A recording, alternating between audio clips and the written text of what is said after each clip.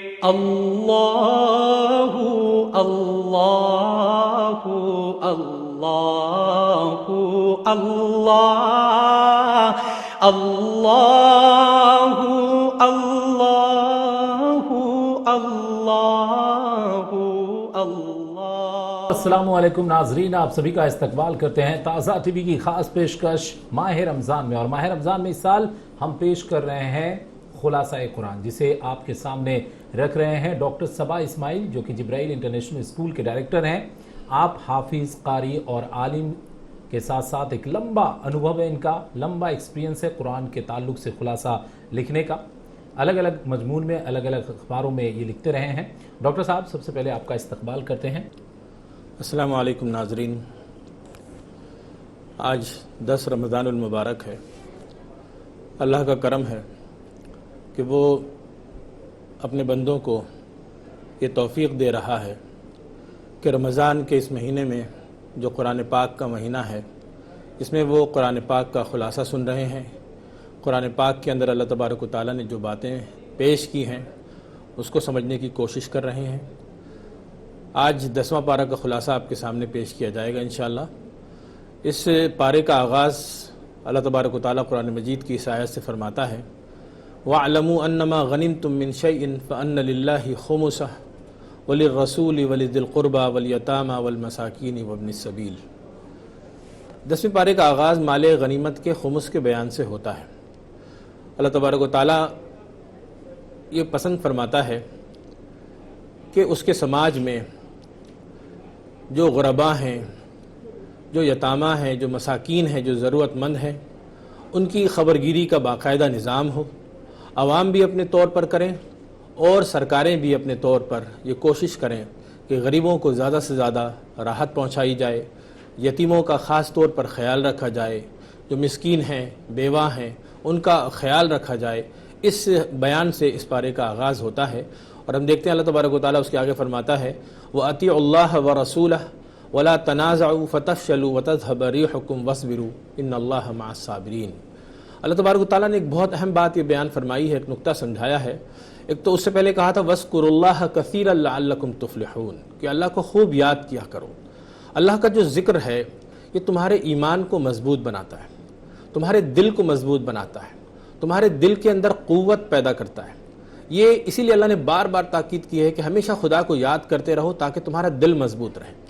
انفرادی طور پر بھی اور اجتماعی طور پر بھی۔ اور جب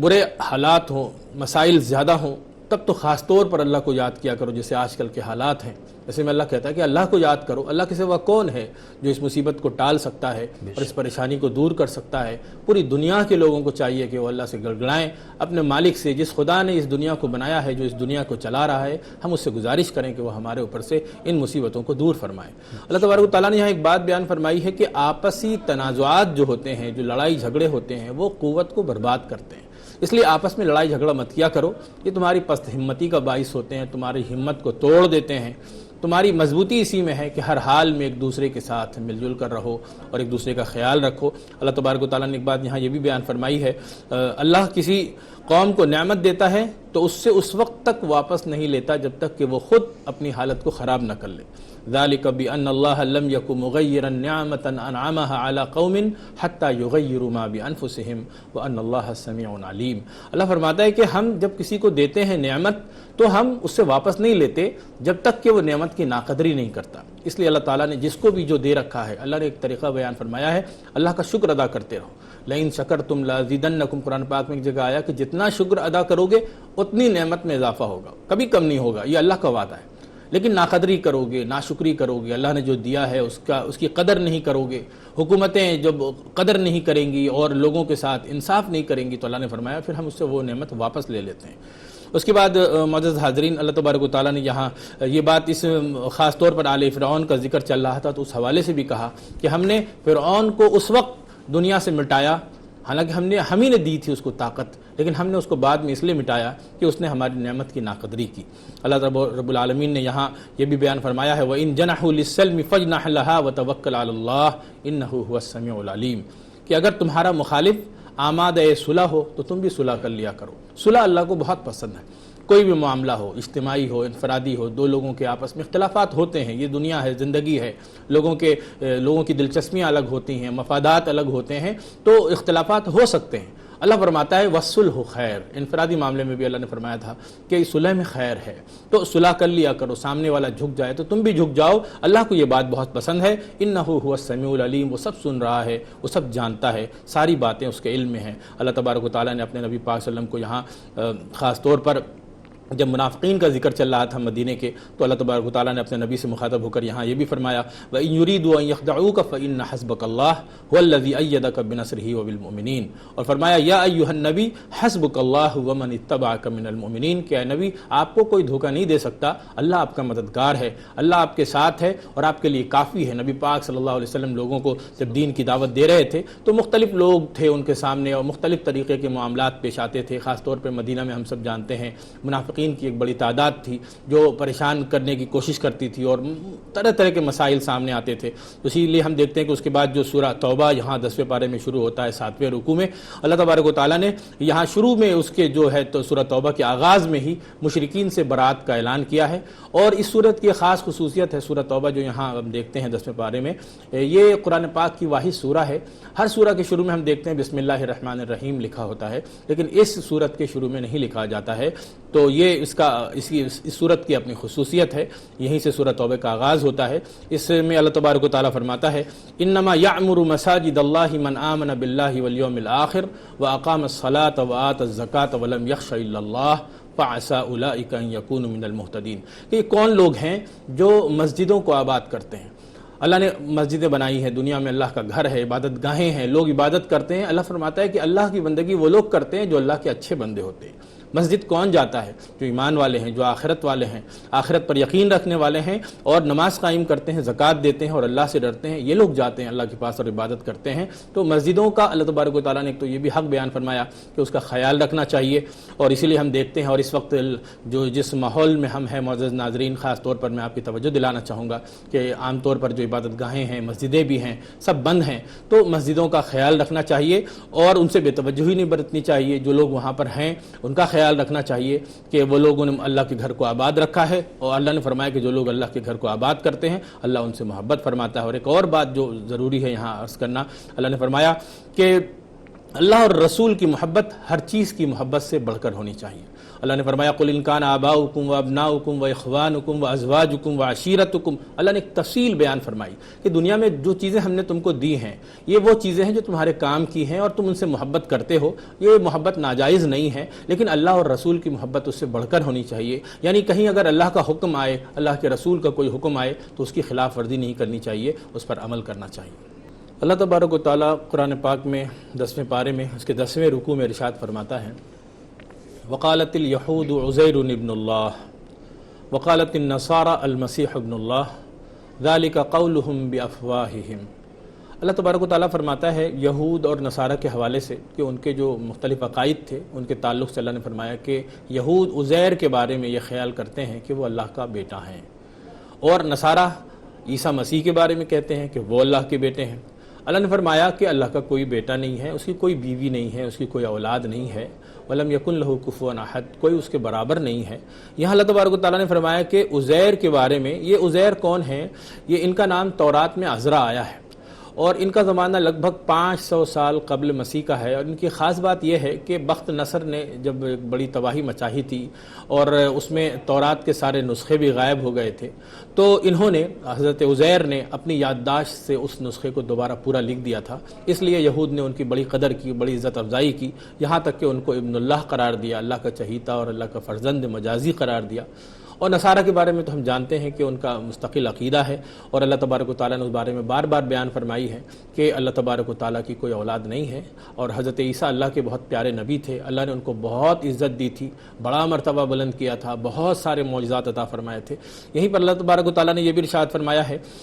ان عدۃ الشہور عند اللہ 12 شہرا فی کتاب اللہ یوم خلق السماوات والارض۔ اللہ نے فرمایا کہ اللہ کے نزدیک مہینوں کا شمار کتاب الہی میں 12 مہینے ہی ہے، 12 مہینے۔ اللہ تبارک و تعالیٰ فرماتا ہے کہ یہ جو نظام ہے دنیا کا تم دیکھتے ہو سال کا، جس میں 12 مہینے ہیں، یہ خدا کا بنایا ہو، اور اللہ نے اس میں سسٹم بنا دیا ہے اس طرح سے کہ اللہ نے خود اس کو پہلے سے طے فرمایا اس طرح سے کہ یہ جو تقویم ہے یہ خدائی تقویم ہے اور نوشتہ الہی میں موجود ہے۔ اللہ تبارک و تعالیٰ فرماتے ہیں کہ مسلمان جو ہیں اللہ کی کتاب کو پڑھتے ہیں اور اس سے استفادہ کرتے ہیں، تو یہ جو 12 مہینوں کا نظام ہے یہ پہلے دن سے بنایا ہوا ہے۔ یہ جو کیلنڈر ہے مسلمان جس کو عمل کرتے ہیں، جس پر چلتے ہیں، جو ہمارا قمری کیلنڈر ہے، لونر کیلنڈر، اس کے بارے میں یہ اللہ نے یہ نظام بنایا ہے کہ مہینوں کا اعتبار تم چاند کو دیکھ کر کرو۔ اس سے فائدہ یہ ہوتا ہے معزز حاضرین کہ کوئی بھی ہو، کہیں بھی ہو، دنیا کے کسی بھی حصے میں ہو، پڑھا لکھا ہو یا کم عقل ہو، ہر آدمی چاند کو دیکھ کر مہینے کا آغاز کر لیتا ہے۔ اسی لیے جب چاند نکلتا ہے تو مسلمان رمضان کا اعلان کرتے ہیں اور روزہ شروع کرتے ہیں، اور پھر جب اگلا رمضان کہ ختم ہونے کے بعد اگلا چاند نکلتا ہے شوال کے مہینے کا، تو اس وقت پھر شوال کے مہینے کا اعلان ہوتا ہے اور عید کا اعلان ہوتا ہے اور رمضان ختم ہوتا ہے۔ اور سورج کے حساب سے بھی عبادات میں سورج اور چاند دونوں کا بڑا لحاظ ہے۔ نماز جو ہم پڑھتے ہیں وہ اس کے اوقات جو ہیں وہ سورج کے حساب سے ہیں کہ صبح کے وقت جس طرح نماز پڑھی جاتی ہے، اور دن کے وقت جب سورج ڈھلنا شروع ہوتا ہے اس وقت ظہر پڑھی جاتی ہے، اور پھر شام کے وقت جب شام ہونے لگتی ہے تو جب عصر پڑھتے ہیں، اور کہیں ایک مثل سایہ کہیں 2 مثل سایہ کا اعتبار کرتے ہیں، اور پھر مغرب کی اذان ہوتی ہے جو جب سورج غروب ہوتا ہے، اور وہی وقت افطار کا بھی ہے۔ تو یہ جو سارا نظام ہے اللہ تعالیٰ، اور جب رات بالکل شروع ہو جاتی ہے پوری طرح سے تو عشاء کا وقت ہوتا ہے، یہ اللہ تعالیٰ نے نظام بنایا ہے دنیا میں، اور انسانوں کو کہا ہے کہ اس کا لحاظ کر کے چلو تو تم کو ہر چیز میں ہر کام کے کرنے میں آسانی ہوتی ہے۔ یہی ہم یہ بھی دیکھتے ہیں معزز ناظرین کہ اللہ تبارک و تعالیٰ فرماتا ہے، ایک واقعے کا ذکر فرماتا ہے، بہت خاص واقعہ،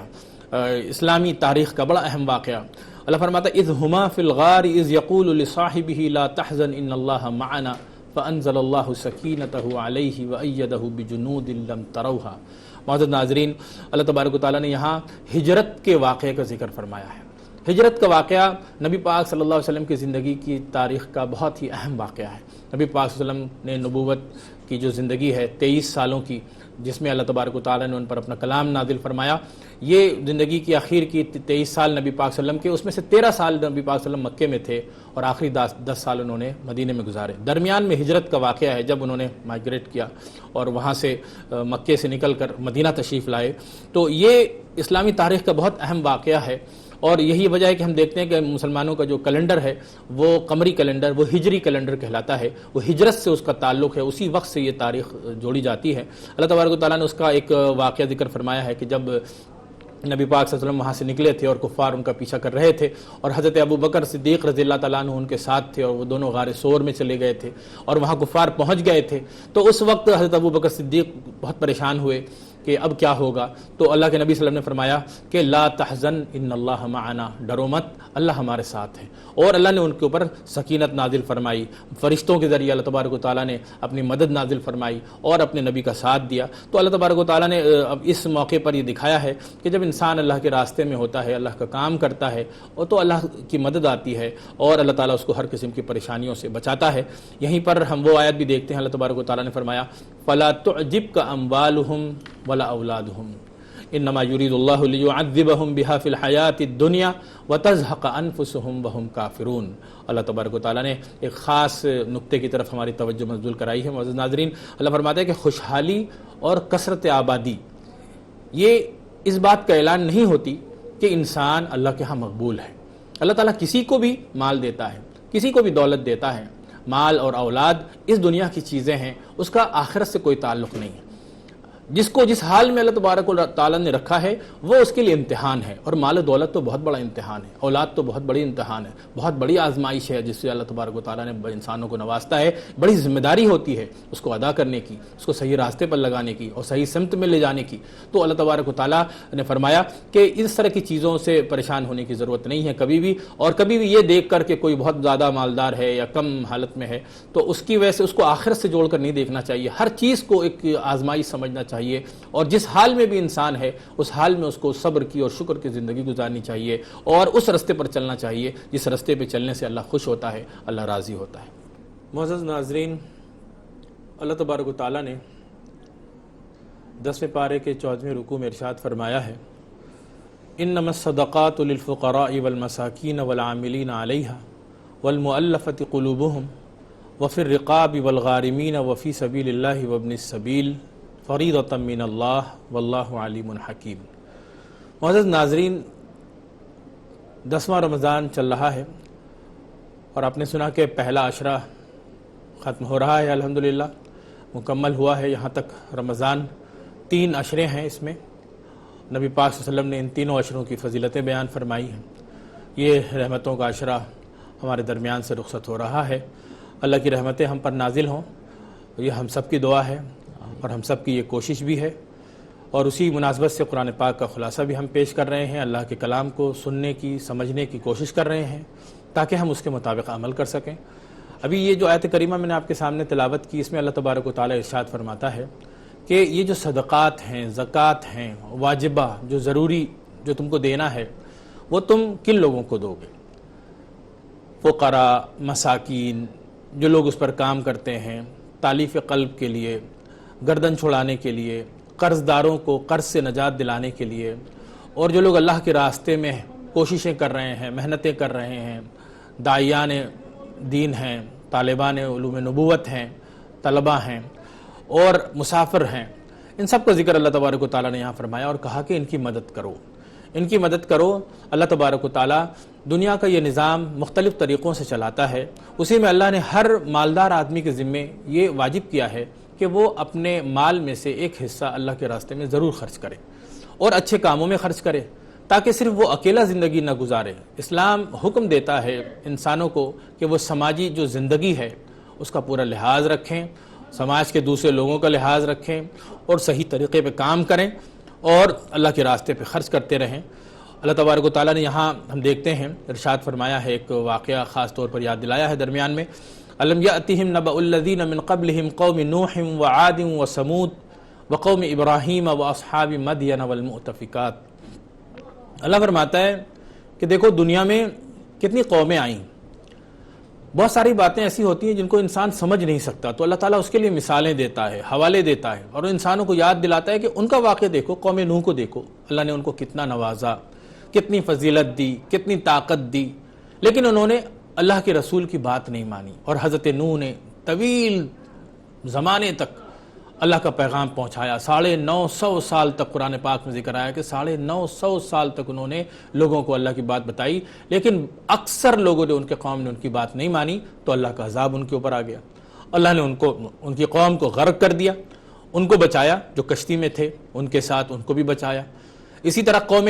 عاد کا معاملہ، جس کی طرف حضرت ہود بھیجے گئے تھے، اللہ تعالیٰ نے ان کے پاس اپنا نبی بھیجا، اپنا رسول بھیجا، اپنا پیغام بھیجا، انہوں نے انکار کیا، تکذیب کیا،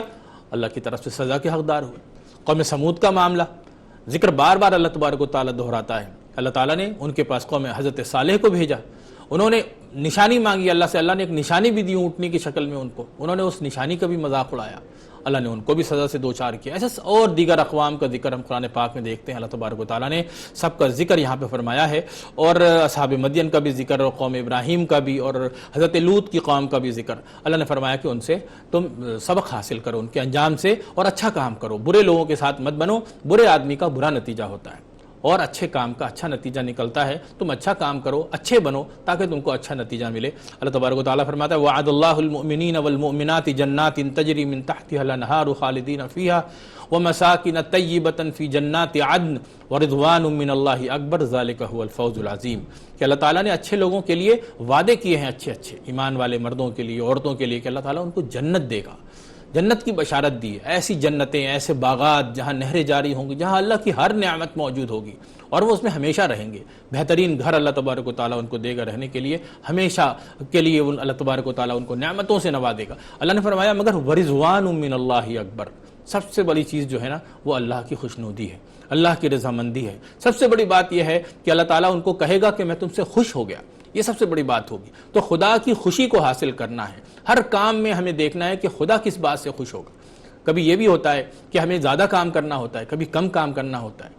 اصل چیز خدا کی مرضی ہے، خدا کی خوشنودی ہے، اسی کو حاصل کرنے کی ہم سب کوشش کرتے ہیں، اور ہر اچھا آدمی یہ چاہتا ہے کہ اس کا رب اس سے راضی ہو، وہ ایسا کام کرے۔ اللہ تعالیٰ سب کو توفیق دیتا ہے۔ یہاں اللہ تبارک و تعالیٰ نے ایک اور بات بیان فرمائی ہے، وَمِنْهُمْ مَنْ عَاهَدَ اللَّهَ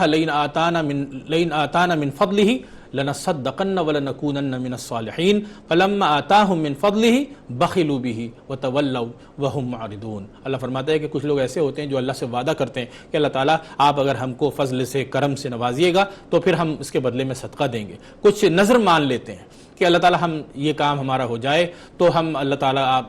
ایک غریب کو کھانا کھلائیں گے، کسی مسکین کو کپڑا پہنائیں گے، کسی کی مدد کریں گے۔ یہ جو نظر ہے یہ واجب ہے۔ جب ایک بار انسان ان کو مان لیتا ہے تو اس کو ادا کرنا ضروری ہو جاتا ہے۔ اللہ تعالیٰ خیرات کو پسند کرتا ہے تو انسان اللہ سے وعدہ کرتا ہے کہ اللہ میں نیکی کروں گا، لیکن جب اچھے دن آ جاتے ہیں تو بعض لوگ بھول جاتے ہیں۔ اللہ نے فرمایا یہ ٹھیک نہیں ہے، فلما آتاہم من فضلہ بخلوا، جب اللہ نواز دیتا ہے تو پھر بخالت کرنے لگتے ہیں۔ تو یہ کام نہیں کرنا چاہیے، کیونکہ جس خدا نے دیا ہے وہ خدا واپس لینے پر بھی قادر ہے۔ معزز محترم حاضرین، یہاں پر ہم یہ دیکھتے ہیں آخری بات ایک بہت ہماری قابل توجہ ہے۔ اللہ نے فرمایا فَلْيَضْحَكُوا قَلِيلًا وَلْيَبْكُوا كَثِيرًا جَزَاءً بِمَا كَانُوا يَكْسِبُونَ، کہ جو لوگ دنیا کی مستیوں میں مصروف رہتے ہیں یہ لوگ آخرت میں بہت زیادہ رونے والے ہیں۔ تھوڑے دن کی زندگی ہے، یہ دنیا جو ہے چھوٹی ہے، آخرت کی دنیا جو ہے بعد کی زندگی وہ تو کبھی ختم ہونے والی نہیں۔ تو یہ جو تھوڑی زندگی ہے جو اس پہ جبر کرے گا، صبر کرے گا، قربانیاں دے گا، عبادت کرے گا، پھر وہ آخرت کو اچھا بنائے گا۔ کچھ لوگ اسی زندگی کو سب کچھ سمجھتے ہیں اور کوئی کام نہیں کرنا چاہتے، نماز کے لیے ان کے پاس وقت نہیں ہے، روزے کے لیے ان کے پاس طاقت نہیں ہے، زکوٰۃ دینے کی وہ ضرورت محسوس نہیں کرتے، حج میں جانا ضروری نہیں سمجھتے۔ اللہ فرماتا ہے کہ یہ وہ لوگ ہیں جو دنیا کی زندگی کو ترجیح دیتے ہیں اور یہیں ہنستے اور مگن رہتے ہیں، آخرت میں ان کا انجام پھر برا ہونے والا ہے۔ تو اللہ تعالیٰ سب لوگوں کو اس دنیا میں اچھے اعمال کی توفیق سے نوازے۔